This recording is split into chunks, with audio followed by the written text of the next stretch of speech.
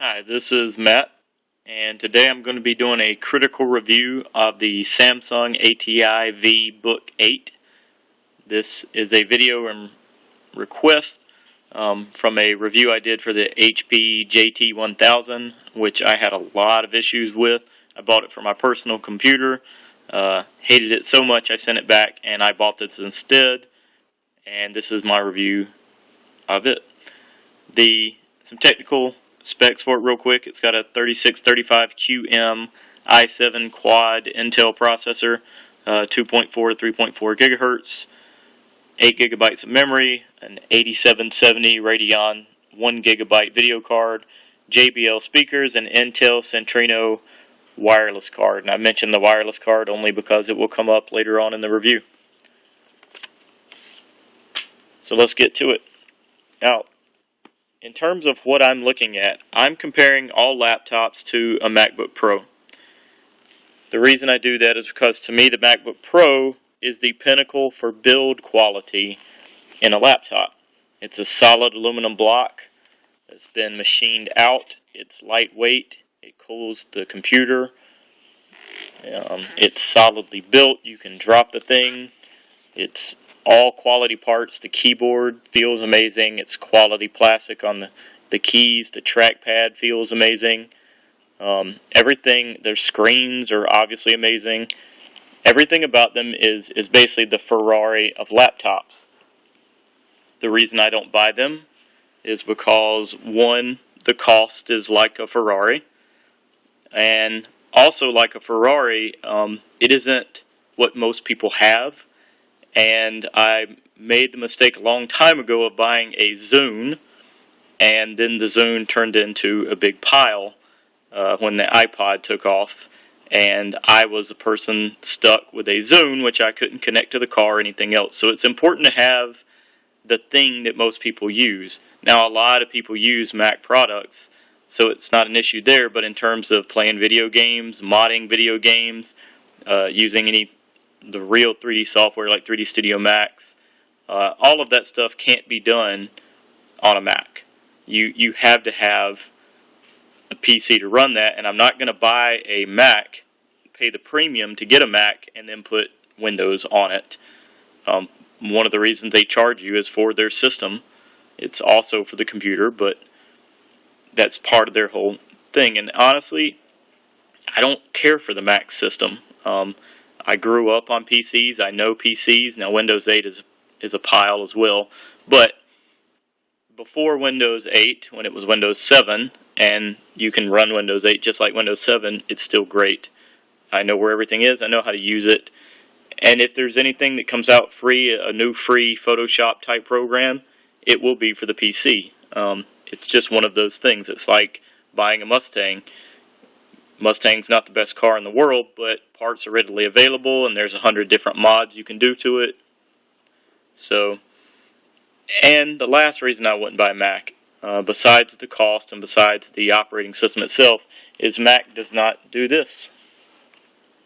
They don't have touchscreen, and that was very, very important for me.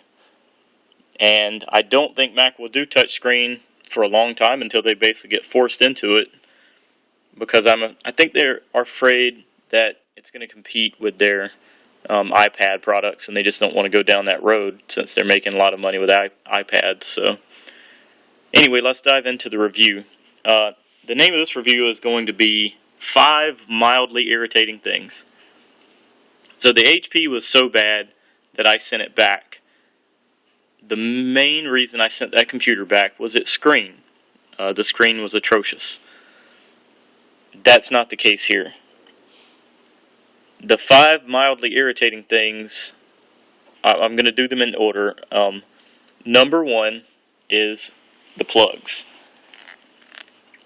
So all of the plugs, the USB plugs, the LAN adapter plug, which you had to flip this little switch down to get to, the power plug, the headphone jack, they all seem like they're slightly too small.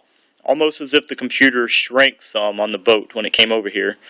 And I've got my little USB thing here, and I'm going to demonstrate this. Now, part of this problem, too, is because of the man that designed the USB with a square that you can put in upside down.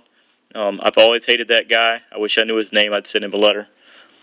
But I know I have this in the right way, and I'm pushing on this really hard.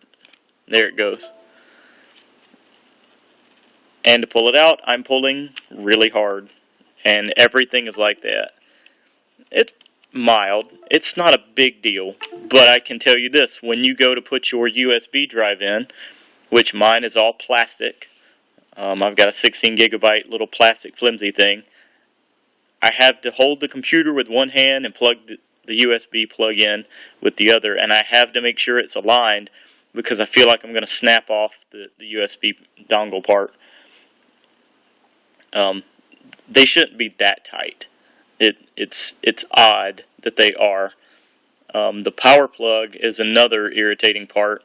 It takes two hands to plug it in. It takes two hands to unplug it.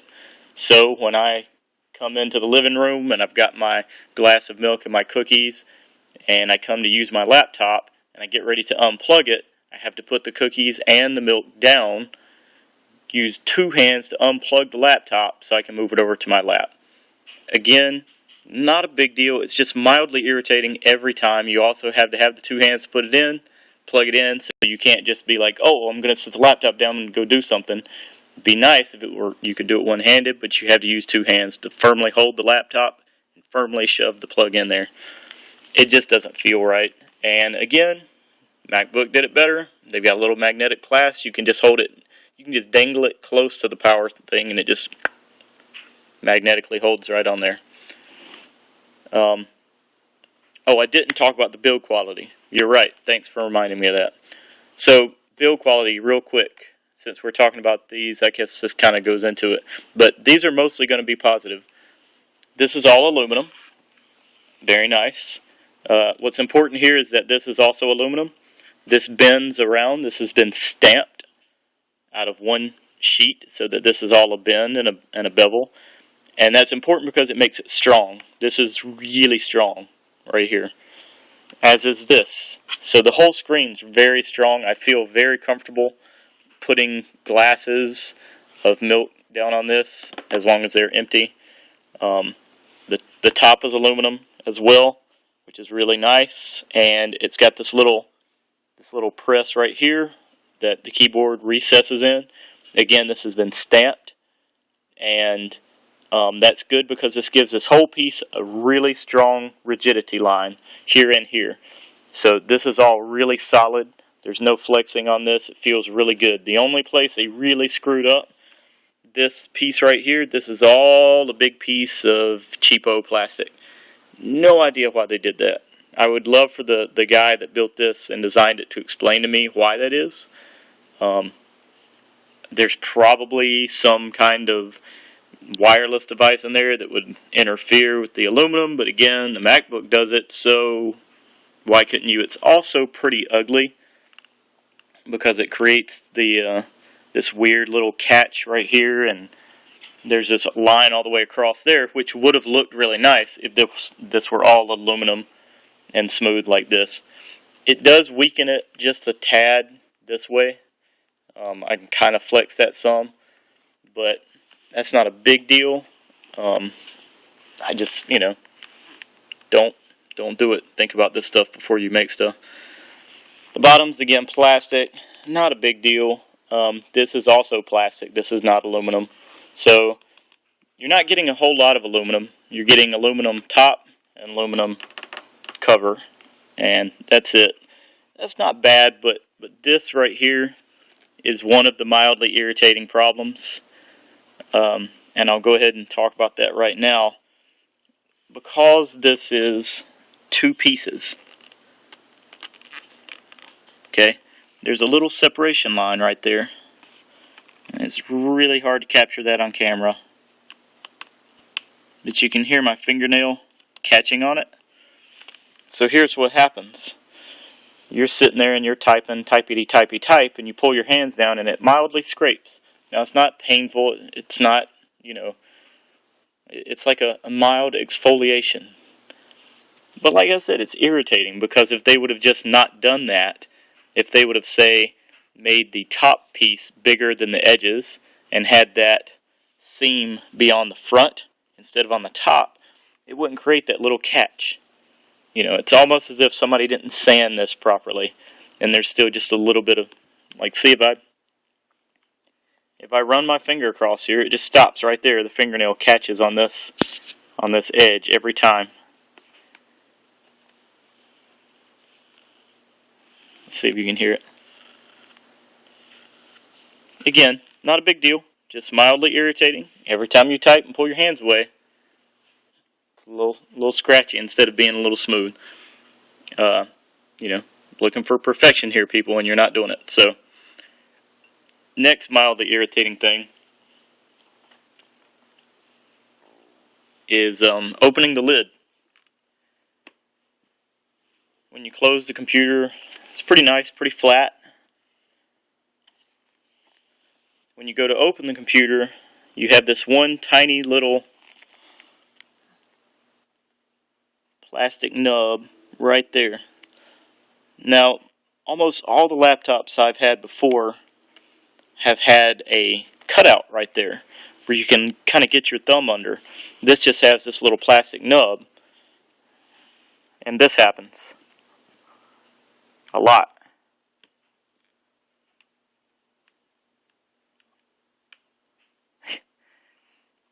That's one finger, and I'm really struggling here, and that's because of the hinge strength. So, the hinge is really strong, which isn't a bad thing. Strong hinges are good, but it might be a little too much right on the close, and especially if you're not going to have any good lifting. Now, luckily, I've got pretty decent fingernails, so I can kind of get my fingernail up under this thing. But again, come into the room with a glass of milk in one hand, cookies in the other. I put the milk down, I go to open the computer with one hand. Hey, look, I did it. And it's nearly impossible. It's just one of those mildly irritating things. Like I said, it's not a reason not to buy the computer. It's just a mild irritant. And when it happens over and over again, you get kind of tired of it. You're like, really? And again, my kids like using this computer a lot. They have to ask, Daddy, can you come open the computer? And you're always like, well, that seems like a fail if a 6-year-old can't open the computer. So the next mildly irritating thing is going to be the keyboard. Now, in my other review, I had some serious issues with keyboard flex, and this keyboard has none.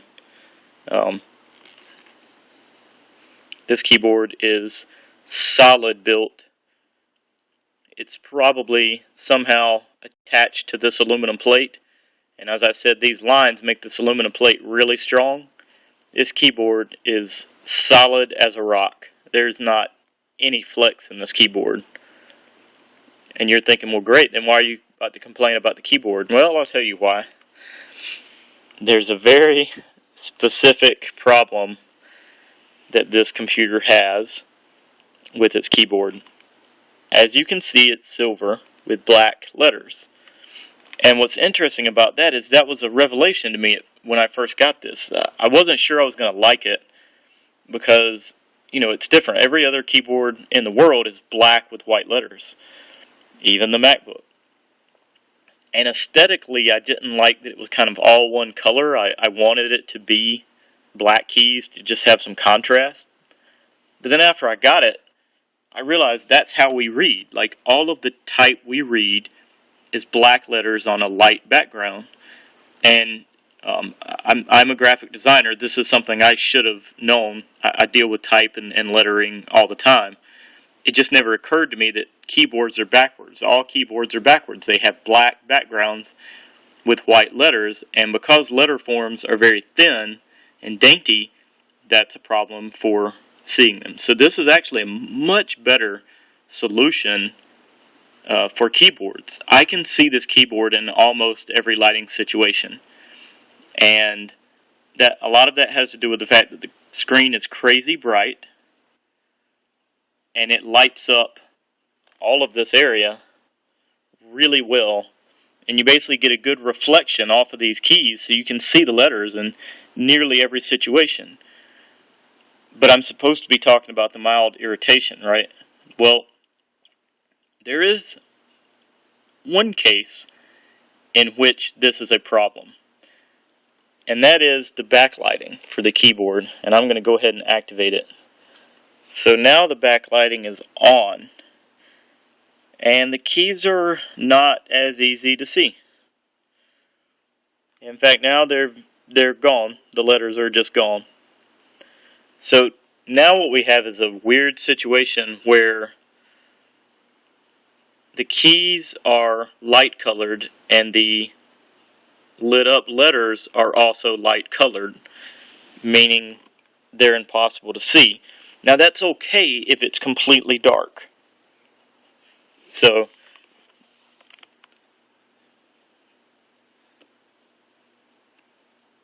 if you're on, say, an airplane and you have your light off, you can still see them just fine, and that's great. The problem comes into play when you're in a room and it's dusk, or if you're in a room with poor lighting, like my living room right now. It's always a choice between turning the lights on and off, and honestly there's no good solution. Turning the lights on almost always means you can't see the letters. Turning them off means that you can see most of them, except in some lighting situations. And even here you can see glare is causing you not to be able to see these. Unfortunately, what I thought was a really good idea has turned out not to be. So I am in favor of light color keys with dark lettering on them, but because it's not actually black, it's just see-through so that you can see the lighting, I'm not sure it works as a solution, and black keys with white letters might just be the best solution out there. Simply because you do run into some situations where it isn't quite dark enough in the room and it isn't quite bright enough in the room, and when you're in that situation, you're just stuck. Again, it's a mild irritation, but anytime you can't see what the keys are, you have to pick up the laptop and tilt it so you can see what they are is pretty bad. It's not a game changer. Still wouldn't send it back because of that, but, you know. The other thing, and you notice while I was trying to show you this, is that they've put auto-sensing technology into the keyboard light. And that's funny because I asked for that. My mobile phone has a physical keyboard, and it has auto-adjusting backlighting. And when you walk from room to room typing on the keyboard, if you go from a bright room, the background lights go off, and you can see the letters just fine. And if you walk into a darker room, or a room that is dark enough, it turns the lights on the keyboard for you, and you don't have to have stupid buttons on the keyboard to do it. And it's brilliant. And I've been complaining forever that why don't laptops do that? And they did that on this one, but they did it really badly. And they did it so badly that they made a huge mistake. And the keys only light up this much, which is barely anything. There you go. You get it in the dark. The lid just closed. If you get it in the dark, you can see them just fine. The auto sensor thinks that this room is either bright enough or dark enough to turn them on or off. The real problem is the auto adjusting just isn't good enough. It doesn't have a good grasp of when to turn the keyboard lights on or off. And like I said before, there are very odd situations where this particular keyboard is hard to see. So you might be in a room that you could see them better with the keyboard lights off, but the technology thinks that it's dark enough where you need them on. But when it turns them on, suddenly you can't see. Now this is a pretty big irritation. I use this computer a lot when I'm in the gym, and the lighting in the gym is kind of a dusk. It's not super bright in there. I just have the one light overhead, and it always turns the keyboard on. But when you turn the keyboard on in a lit situation, like now, you can't see the letters anymore. so I'm constantly turning it off. The solution to fix this is a piece of black electrical tape over the sensor right there. If you put that on it, it basically says, hey, it's dark, turn the lights on all the time. Now you can just turn them off and it'll leave them off. And it won't turn them back on because it doesn't sense a lighting change situation. So it just thinks you're in the dark with the computer's keyboard lights off, and it's okay with that. That's a huge fail, Samsung. I had to put a piece of tape on my laptop to fix your software problem. Again, not a huge deal. It's not I'm going to send this back to the factory. But come on. Electrical tape covering up the sensor. If you would have just made it so that I could have turned this feature on or off in the software, that would have been fine. But the only control you have is how bright or dark you want the keyboard to be, or how often you want it to auto turn off or auto turn on in terms of speed. So it'll stay on for, like if you stop typing, it'll stay on for 10 seconds and then turn off, that kind of thing. So, now the last mildly irritating thing is the Wi-Fi. And I mentioned the Centrino Intel chip before. It's 2013, almost 2014. Wi-Fi has been around for 15 years or more. Wi-Fi should be a no-brainer at this point. There shouldn't be any mistakes at the Wi-Fi level. Yet somehow the Intel Centrino card was made by monkeys. I don't know what they were doing, but it's a known issue within the Samsung community, and it drops. It just drops. And you'll be right in the middle of downloading a video or scrolling on a website or whatever, and suddenly it'll just lose connection. No reason. You didn't do anything. It just dropped. Maybe it's trying to save power. I don't know. There are no known fixes for it, except that they've released, since I bought this laptop, they've released about 4 updates to the driver software for it. I will say it's gotten a lot better. It used to be such a problem that I actually thought about taking the computer back, because I do a large amount of internet on my laptop. That's largely what I do with it. And having the internet constantly cutting out is just, that is a no-go. But they did update it recently, and it's running pretty well right now. It still will do it. It isn't perfect. It's one of those things where the Wi-Fi drops out on the laptop. First thing I do is I go and I check my phone. My phone still has signal. I go upstairs and I check the router. The router's still good. The wired connection is still good. Then I come back downstairs, and by then a lot of times it has reconnected, or I have to go into the thing and tell it to reconnect. It's usually good for another 24 hours or so after that. Sometimes it'll last for days, and then sometimes it'll cut out twice while I'm using it. It's just iffy, and that's pretty mildly irritating. If it weren't for all the other pluses of the computer, that might be enough to send it back. But like I said, it doesn't constantly cut out. It's sporadic, and it's been a lot better recently since the latest update. But again, it's pretty mildly irritating, and that shouldn't even be a problem. That shouldn't be an issue anymore. So let's go over some of the good things real quick, and then I'll call this one done. The screen on this computer is amazing. It's ridiculous. I have the brightness turned down so that you can see it, but I'll turn it up just to see. Okay, the camera is auto-adjusting. So it gets ridiculously bright, and it is ridiculously gorgeous. This is a 1920 by 1080p screen. It's absolutely flawless. The blacks are black. The colors are deep, rich colors. The viewing angles are incredible. The shiny screen won't let me show you that, but I've already touched on the glossy screens and how I hate them, but that's not going to change. But yeah, the screen. I can't tell you enough. I mean, it makes sense. They make the best TV screens.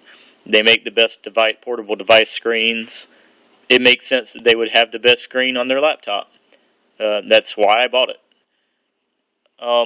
One minor other little thing is the 8870 card, the Radeon 1GB. It's not as good as some of the other laptops out there with their 740 GT NVIDIA cards with 2 gigs of memory.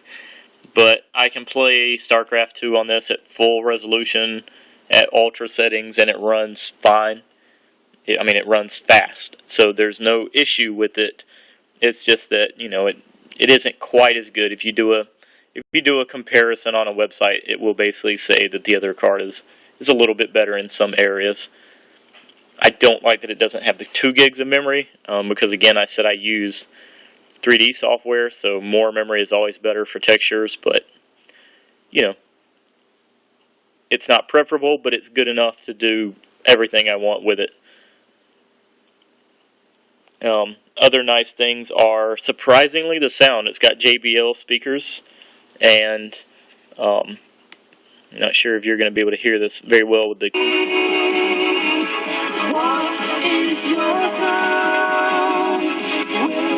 And the other thing that it has that's really nice is it's got settings for the sound.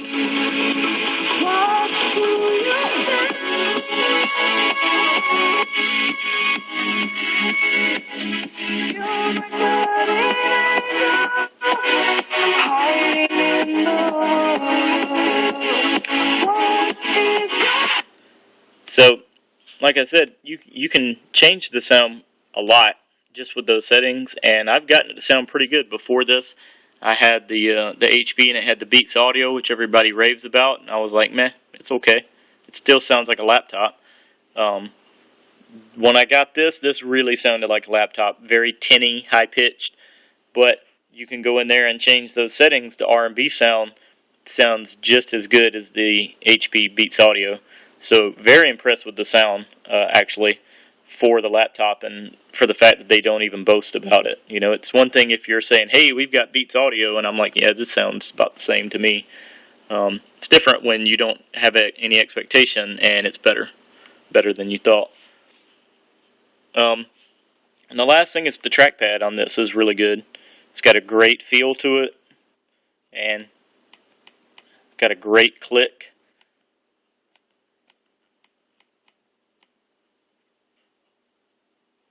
So I really like. The only downside of the trackpad is it does have this really weirdo bevel. It's actually inset slightly, and it's just one of those irritating things that when you get to the edge, your finger bumps into it. It's good, I suppose, if you're blind and you need to know where the edges of the mouse pad are. But if you're blind, I don't know what you're doing with the mouse. But maybe they do use the trackpad. I don't know. They could tell me. I would prefer that it was flush, but it's not a big deal. What's more important is that this feels really nice, and the click is very nice. And that's pretty important on a laptop. Touchscreen is fantastic. I use the touchscreen all the time. So there you go. That's my full review. Some good things and some bad things. Overall, it's a great computer. I still really like it. The only time that I ever even get really mad at it is when the Wi-Fi kind of gets sketchy on me. But like I said, it's been fairly stable lately, and I shouldn't make that too big of a deal, because if you buy this now, that, like I've said, they've released a lot of updates since I bought it. When I first got it, it was a pretty big deal, but now it's kind of more of a solved issue that only occurs every now and then. So definitely could recommend this computer to anyone who's looking for a mostly aluminum laptop that has an i7 processor and a fantastic screen. If you are a screen snob, which I am, this is the way to go. in terms of what you can get right now for a touchscreen 1920 by 1080p. Alright, thanks.